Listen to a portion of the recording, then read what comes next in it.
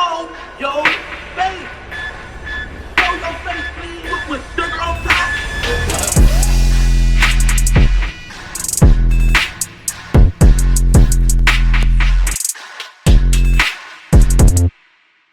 Now, OTF member Doodie Lo, one of the only ones still free actually, did an interview with Cam Capone, and it was some interesting clips in there involving King Von. And as I always tell y'all, the only thing that separates a conspiracy theory from the truth is time. And as time has been progressing, it seems like the more and more we continue to find out that whatever happened to Von the night he passed away clearly wasn't as straightforward as people may think.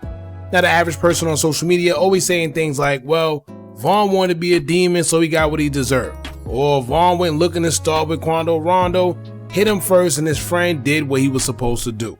Now, it sounds good, but all of this took place in November of 2020. Fast forward to 2026, more information has been coming out, and one of the key things we now know that we didn't know before is that according to people that was there, such as DJ U, who was King Von's DJ at the time, he claimed that Quando Rondo and Little Tim was in fact at Von's album release party. Now, to this day, I'm still trying to figure out how these guys managed to go to Von's album release party or even get in and nobody spotted them. Or how were they able to be there and everyone claimed to have seen them except Von? But then I'm also trying to figure out why were they even there in the first place? Now the whole trajectory changes because if they said Von started first by punching Quando Rondo when he seen him, then why was Quando and them borderline stalking Von in the first place? So who really started, right? Why were they at his album release party, and how did they even know to go to the same hookah spot as him when we were told that the hookah spot was supposed to be a spirit of the moment decision in the first place? So what was Quando's intent when he went to this man's album release party knowing he don't like him, and what was his intent when they went to the hookah lounge, never stepped foot in it, but parked right in front and waited there? As the security guard said, it's almost like they were sitting there setting up, waiting for something to happen. If y'all would have been out here, you would have seen what I'm talking about. These motherfuckers just pulled up, jumping out the car shit. Like, they knew whatever they was going on. Yeah, they was set up before they got down. Yeah, they was set up before they got down. Remember? Now, on another note, aside from Quando Rondo and them basically stalking Von, during this interview with Doodie Lo, Cam Capone would reveal that Lil Durk also called to check on Von at his album release party, which I wasn't aware of, and it's strange because he also called Boss Top phone prior to that when Boss Top tried to give Von the phone while Durk was on it, and Von clearly smacked it out of his hand when the camera got on him, apparently showing distaste as if he didn't want to be on the phone. Phone him at Tim. Yeah. You know my boy right here.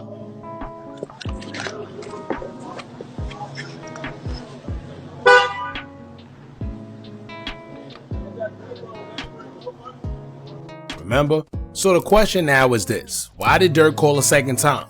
We'll get into all that a bit later, but there were a few key things mentioned in this interview that I want y'all to check out, and then we're going to get into a few questions that we have in regards to what Doodie Lo had to say about a few things. So y'all make sure y'all hit that thumbs up button, hype the video so we can get into the algorithm, and if you not subscribed to the platform already, make sure you do so now. Let's get into it. Hold up, y'all. There's no way you're watching this video for free right now, where you could be getting paid literally just for playing games while this video play in the background at the same time. Only difference is the increase in your bank account. Now, I'm not saying you'll get rich, but I am saying that you could easily make something while doing nothing except for sitting on the couch playing games if you download the app Free Cash. Tap or click the link I pinned in the comment section, or scan the QR code that I put right here on the screen. Also, if you use my link right now, they give you a little something to start off with just for signing up. So if you want a little Uber Eats or something to snack on and don't feel like dipping into your own wallet, play a few games so you don't have to spend your own ends. Now let's get back to the video. Now first, let's start off with Cam Capone mentioning that Lil Durk called Doodie Lo the night of Von's album release party to speak to Von. Y'all check this out. Now you guys are hanging out, and I think at one point, Durk calls? Whoa. Oh yeah, Durk ended up calling it. And it was so loud, bro, I didn't even want to get off the phone. But I'm like, damn.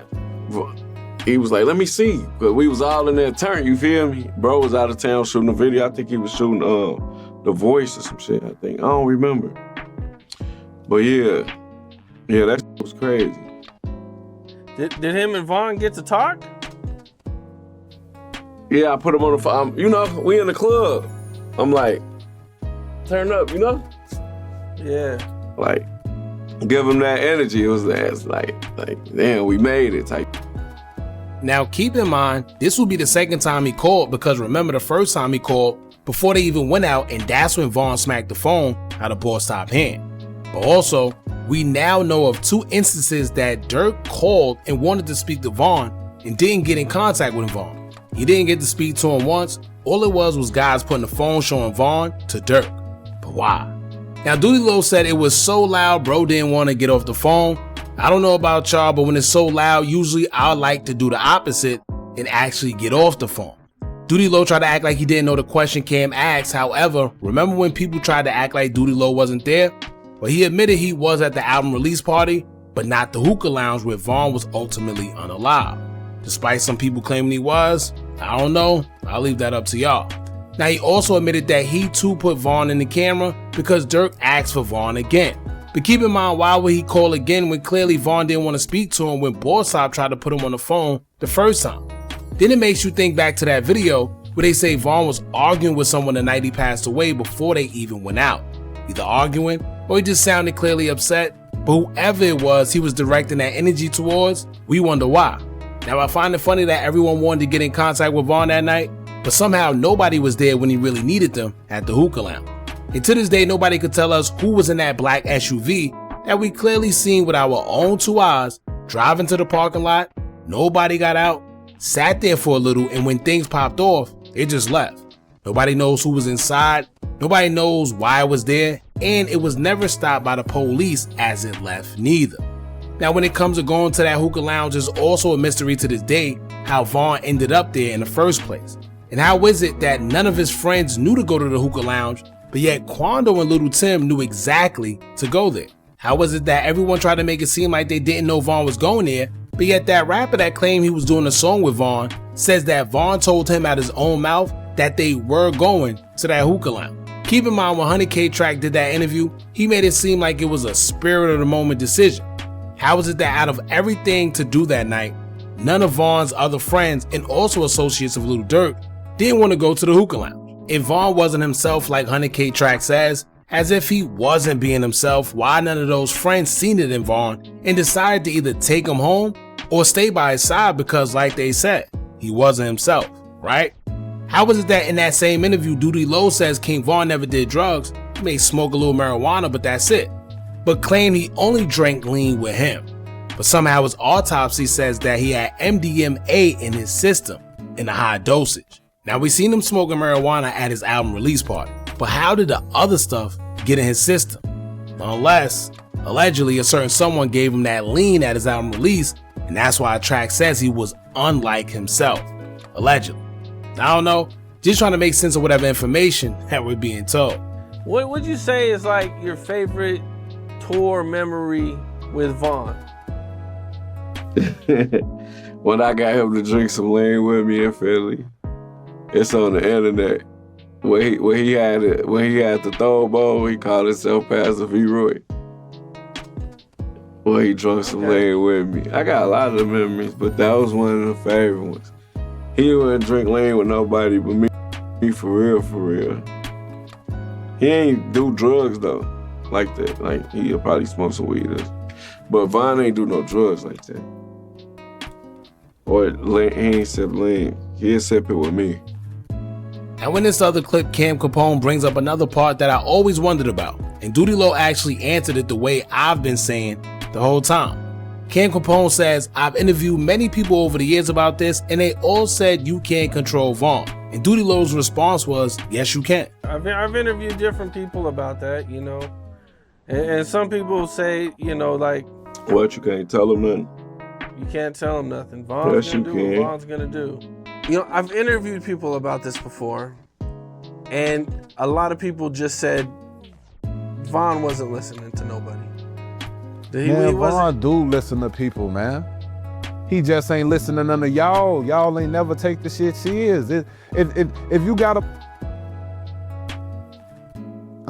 a person that's like passionate with that shit, So let's just say I go over there, I grab them up. Man, hell no, we ain't on that. Me and him pushing each other back and forth. You feel me? Now it come to us yelling in each other's face. And I'm telling like, that shit dead. Watch the out. I'm not letting you fight him.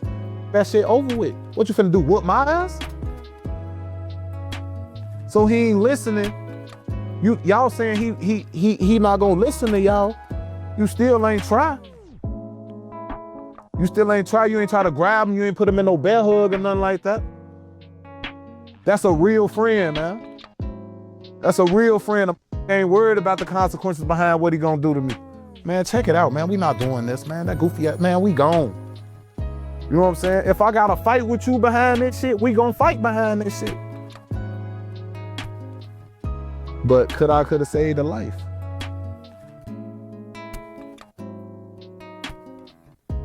Now y'all can't call Vaughn to ask her for no money. You can't call him and ask her to help you with your child support or help you with your rent. Or getting under his old clothes. You can't do none of that no more. Yeah, but at the same time, Vaughn, yes, he listen, bro. They pay him to be this psychopath on the internet. Vaughn has got a good heart. See, the whole narrative about not being able to control Vaughn, to me, was just an excuse used, and I'm gonna tell y'all why. It's just the easiest picture to paint because to the world, Vaughn was this savage demon. So it's easy to paint that narrative to people who don't truly know him. But for the people like Doodie Lo that actually does know him, he says yes you can. Bezu said something similar as well. But here's my ideology of the whole situation, where this question never been answered neither. They love saying Vaughn gonna do what Vaughn wanna do, and you can't control Vaughn. Well, Vaughn was in the car asleep. So who woke Vaughn up? Because if Vaughn was never woken up out of his sleep, it'd be very easy to control Vaughn, right? It's almost like that saying where they say your quote-unquote friends is quick to involve you in some beef, but slow to involve you in anything when it comes to money or an opportunity. Meaning, they'll call you to go spin on ops and slide on blocks and etc. But when it comes to doing something constructive, they never get in touch with you. So the point is, they wouldn't have to control Vaughn if they just would have left him sleep. And in fact, has it ever really dawned on anybody that when you really think about that Vaughn situation, this man was woken up out his sleep to literally die? Like, could you imagine that? Can you imagine minding your business, someone waking you up because your op is near, and you end up losing your life? How crazy is that? Some friends. And Big Mike made a hell of a point for one, because it's not that he ain't listened technically, because we watched the video. Not one person got in his way to stop him. Keep in mind, this is the bag. This is the ticket out the hood. Vaughn was literally gearing up to be the next Chief Keef for the O if he lasted long enough. And not one person got in his way to say, yo bro, you wildin', not right here. Not one. So how didn't he listen when they didn't even give him a chance to listen? Right? Who needs enemies when you got friends like this, man? Right or right? Right or right? If I know my bro about to risk it all for nothing, I'm stepping in. If we gotta fight, so be it.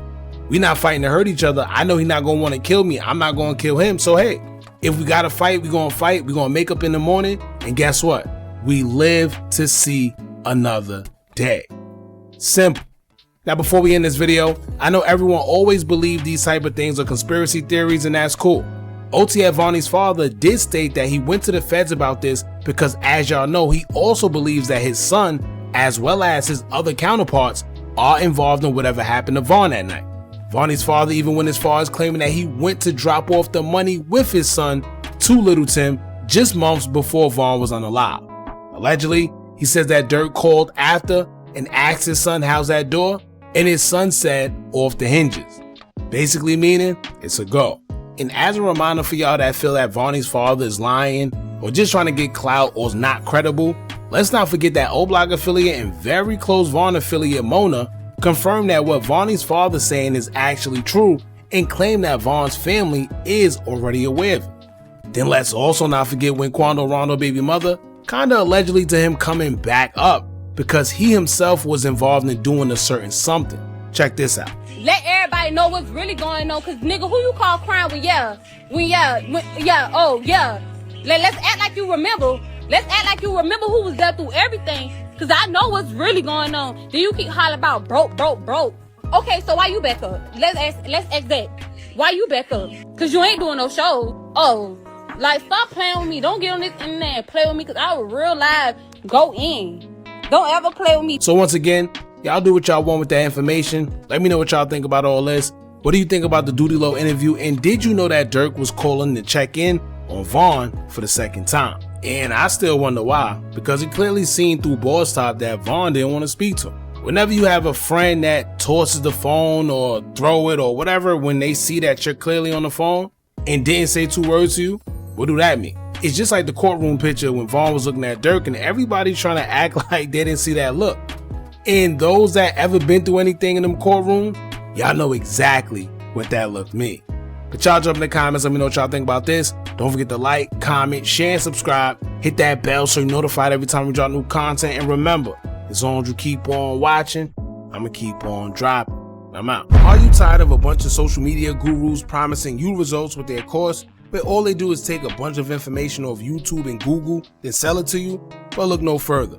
Our YouTube Tips and Tricks Masterclass course comes equipped with SEO tips and tricks, along with methods we use to growth hack our YouTube channel. It also includes step-by-step ways to publish your video before uploading to guarantee a great SEO score, therefore your videos can rank and be shown to a bigger audience. Views and subscribers don't come by luck, and just how YouTube have an algorithm, you should have one as well that can guarantee you results. We doing websites and softwares we personally use to generate money creating Faces YouTube channels. If you also would like to skip the process and just buy other pre-built accounts, whether it's Instagram, YouTube, or Facebook, we also threw that in there for you too. We went through trial and error, so you don't have to. Click the link in the description or the comments and get started today.